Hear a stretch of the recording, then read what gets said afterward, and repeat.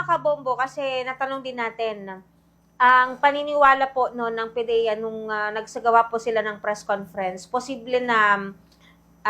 galing sa ibang bansa. Ano, yung mga nakumpiska po na illegal na droga na isa pong patunay yung mga markings ng mga pinaglagyan pong tibag, Chinese markings po yung makikita po dito. And nang matanong po natin ano ang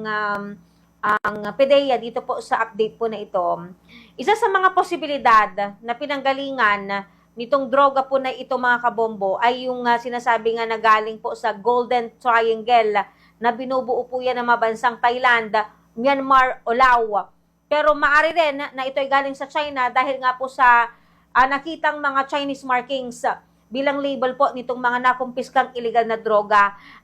kamakailan. So narito pa yung karagdagang investigasyon ng Philippine Drug Enforcement Agency hinggil sa usapin na ito.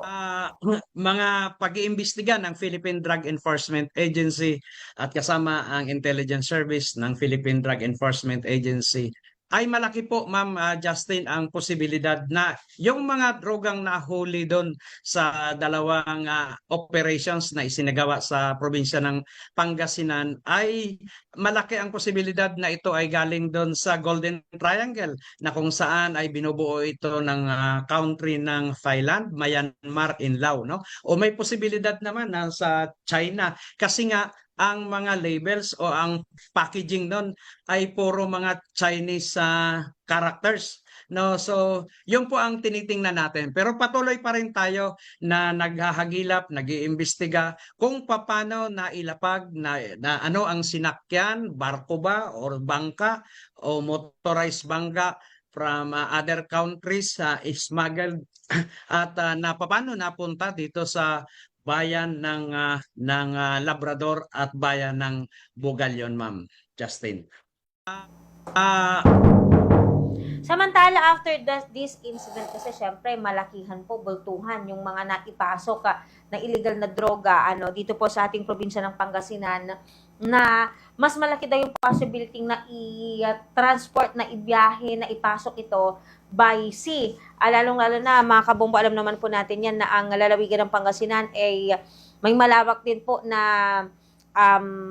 yamang tubig o itong mga coastal area sa ating probinsya, kasi parang mas mahirap daw po kasi kapag baylan, kasi yung mga checkpoint bago maipasok sa probinsya, may mga pagdadaanan pang mga ibang mga regions,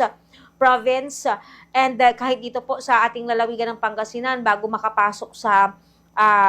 Pangasinan, syempre papasok pa kung sakali galing ng dadaan ng La Union, 'di ba? Tapos bawat bayan pa, marami pa po siyang mga pagdadaanan pong mga checkpoints na isinasagawa po ng kapulisan. So, ano naman yung development o yung sinasabi natin na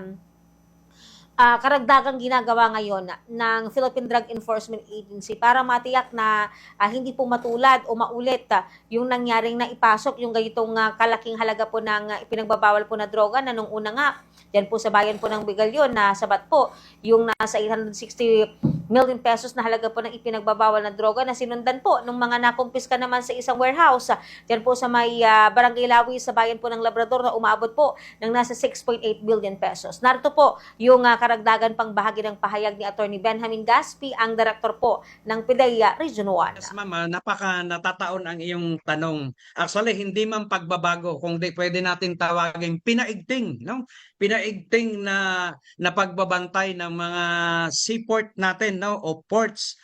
dito sa buong Northern Luzon. Kasi kanina nga lang po, Ma'am, katatapos lang ng Memorandum of Agreement o MOA signing namin diyan dito sa loob ng conference room ng Philippine Drug Enforcement Agency na kung tawagin natin ay Seaport Interagency Drug Interdiction Task Force in Region 1 MOA signing, na kung saan ay naging kasama natin dito ang Bureau of Custom, no, at ang Philippine Coast Guard, ang Philippine National Police, ang Philippine National Police Drug Enforcement Group at Philippine Ports Authority. and Department of Justice kasama rin sa pagperma, Bureau of Fisheries and Aquatic Resources, Bureau of National Investigation, Philippine Navy at NICA, yung National Intelligence Coordinating Agency, at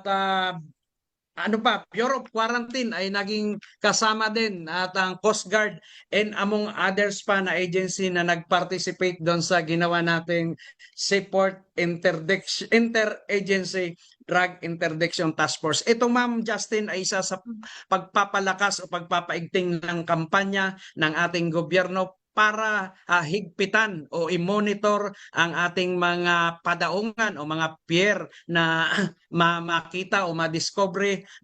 mapigilan ang pagpasok ng illegal na droga, particular dito sa Ilocania region.